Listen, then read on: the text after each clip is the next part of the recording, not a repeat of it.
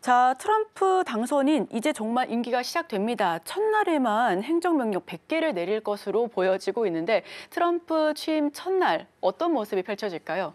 이게 이야기가 굉장히 좀 많이 바뀌는 것 같아요. 빠르게 바뀌죠. 네, 이 며칠 상간에도 정말 많은 이야기들이 좀 나왔는데 제가 간단하게 좀 말씀을 드리면 저도 아까 이거를 좀 정리해 놓은 것을 봤는데 사람들이 헷갈릴 수도 있겠다라고 생각이 드는 게 6일에는 트럼프가 선별적 관세를 부과할 것이다라는 이야기 나왔고요.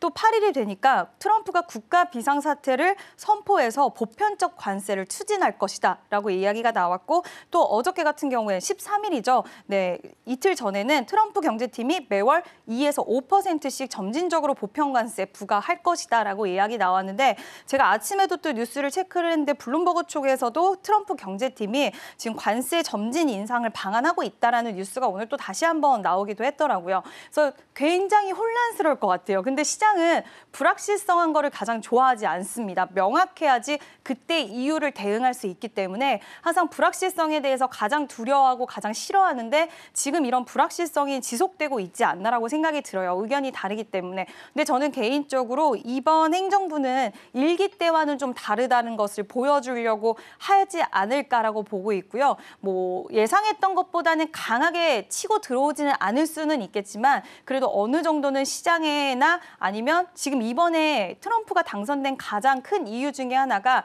미국 우선주의 그리고 미국 경제를 강하게 만들겠다라는 부분들이 지지율이 굉장히 높게 책정이 된 부분인데 이거를 통해서 다시 한번 취임식 날 좀 보여주려고 할 것 같아요. 그래서 좀 다른 나라에 대한 제재, 특히 중국에 대한 제재 부분을 좀 강력하게 피력하지 않을까라고 보고 있고 어느 정도는 지켜봐야 되는 상황이긴 하지만 좀 왕의 귀환이다라는 그런 이미지를 심어주기 위해서 긴장감을 좀 유발시킬 수 있는 그런 멘트들을 하지는 않을까라고 보고 있습니다. 네, 정말 그야말로 내가 돌아왔다라는 정도의 멘트일 것 같은데 맞습니다. 선별적 관세에서 보편적 관세, 또 시간이 지나니까 점진적 관세까지 계속해서 이야기가 빠르게 변화하고 있으니까요. 우리도 이 부분들은 계속해서 이야기를 나눠봐야 될 것 같고요. 또 인플레이션 일단 오늘 밤새벽 사이에 나왔죠. PPI는 예상치를 밑도는 결과를 보여줘서 어느 정도는 안도감을 표시할 수가 있었습니다. 이제 CPI 결과를 기다리고 있는데 그 직전에 나왔었던 고용은 굉장히 뜨겁게 표출이 됐었는데요. 지표들 해석 부탁드릴게요. 네, 일단 고용이 너무 잘 나왔고 사실 미국 경제가 너무 좋습니다. 그러니까 금리 인하에 대해서 속도 조절론에 대해 당연히 무게가 실려질 수밖에 없는 상황이고 CPI와 PPI를 두고 봤을 때 사실 지표의 중요도는 CPI가 워낙 더 높기 때문에 지금 PPI가 시장의 우려보다는 안도감을 보일 수 있는 결과를 가져왔음에도 불구하고 시장에서 크게 반응이 나오진 않았어요. 오히려 CPI에 대해서 좀 긴장을 하는 그런 모습들을 보여줬는데 지금 CPI를 결과치를 두고는 의견이 또 역시나 갈리는 모습들을 보여주는데 예상이 상회할 거다라는 의견이 좀 더 지배적인 상황이더라고요. 그래서 만약에 이렇게 된다라고 한다면 지난 점도표에서 우리가 확인을 할 수 있듯이 금리 인하 횟수가 지금 2회로 좀 줄어든 상황에서 이 부분이 확정적으로 될 수 있고 여기서 추가적으로 지금 트럼프의 관세라든지 이런 부분 때문에 인플레이션 우려가 더 짙어지면서 추가적으로 시장에서는 좀 더 긴장감을 유발할 수 있지 않을까라고 보고 있는데요.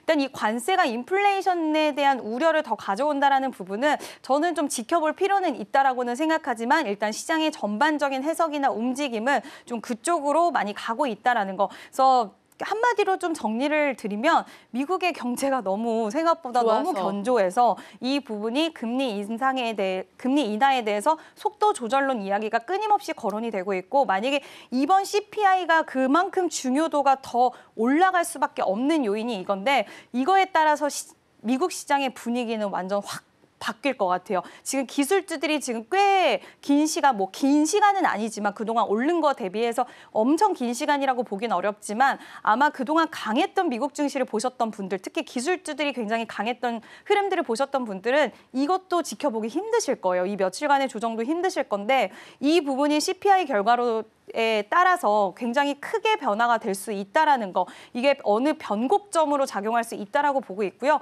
저도 오늘 좀 긴장하면서 이 지표 결과를 바라봐야 될 것 같습니다.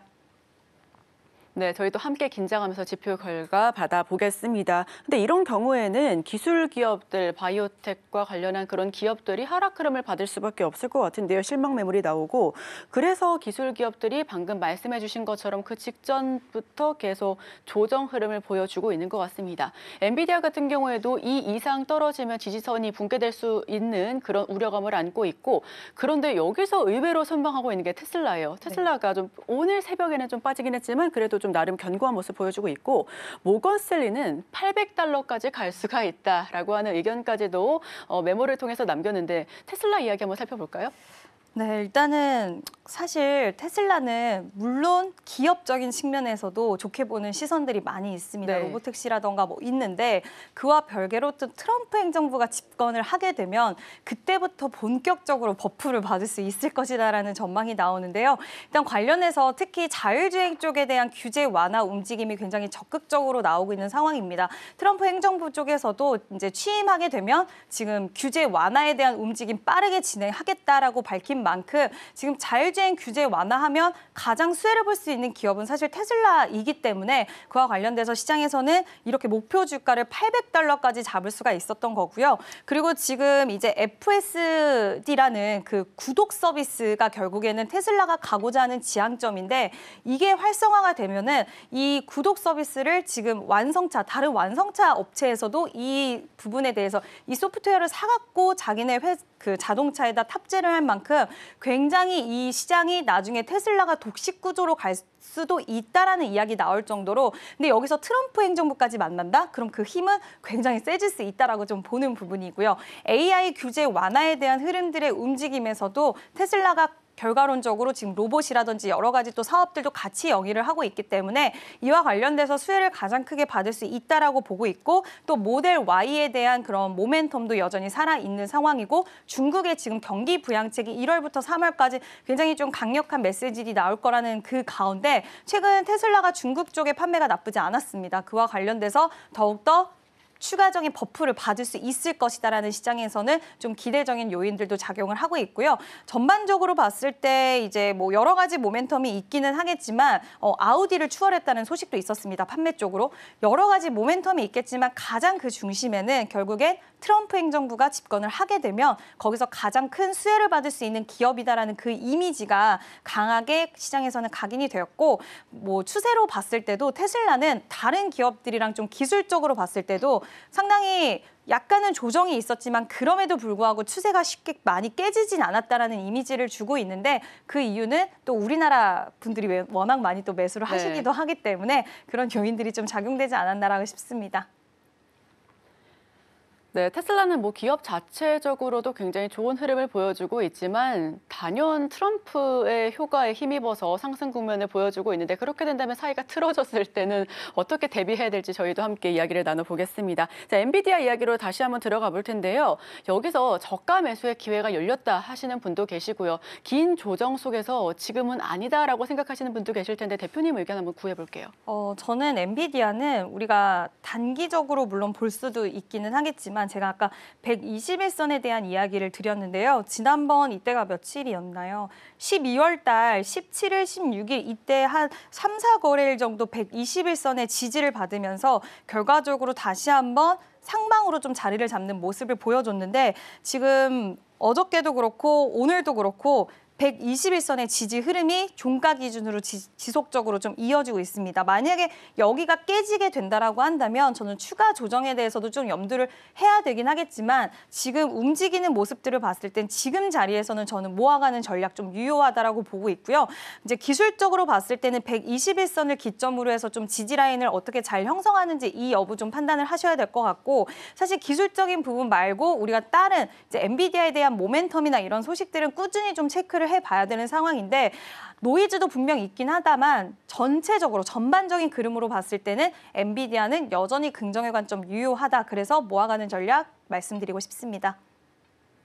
네, 어느 정도 불확실한 노이즈가 껴 있긴 하지만 그럼에도 불구하고 엔비디아 모아가는 전략 유효하다라는 말씀 들어봤습니다. 자, 마지막 질문 짧게만 들어볼게요. LA 산불 주말 사이에 10% 그리고 그 이후에는 27%까지 진화 작업 성공했다라고 하지만 다시 한번 강풍으로 이 부분들 좀 안타까운 이야기 계속 나오고 있습니다. 그 관련해서도 관련주 트레이딩 전략이 유효한지 아니면 중장기적으로는 뭐 전압과 전력 쪽에선 좀 계속해서 바라봐도 좋을지 마지막 질문 드려볼게요. 네, 일단 LA 산불 관련돼서 어제 미증시에서도 살짝 움직임이 나오기는 했습니다. 지금 많은 주택, 건물들이 소실이 되면서 그와 관련돼서 건축 자재라든지 이런 부품 관련된 종목들의 시세 흐름이 좋았고요. 또 전력 관련돼서도 움직임이 좀 있었는데 전력 관련된 종목들은 워낙 실적이 뒷받침되는 종목들도 있기 때문에 그와 관련돼선 좀 지켜볼 필요 있지 않나라고 생각이 들고요. LA 산불의 규모가 엄청나더라고요. 네. 지금 계속 그 피해 금액이 늘어나고 있는 상황인데 여러 의견들이 좀 있긴 하지만 100조 넘어선다라는 이야기가 있는 만큼 관련돼서 좀 테마성으로 단기적으로 움직이는 종목들 분명히 있을 거라고 보고 있고 최근 움직인 종목들 보면 드림파이더스, 홈즈, KB홈, 그린브릭 파트너스, 센트리 이런 종목들 움직였는데 한번 차트 보시면서 좀 지켜보실 필요는 있지 않나라는 의견 드리고 싶습니다. 지금 바로 구독을 눌러보세요. 실시간 경제 뉴스, 투자 전문가들의 다양한 시황과 정확한 분석, 또 알찬 투자 정보까지 신뢰할 수 있는 저희 서울경제TV와 함께하세요.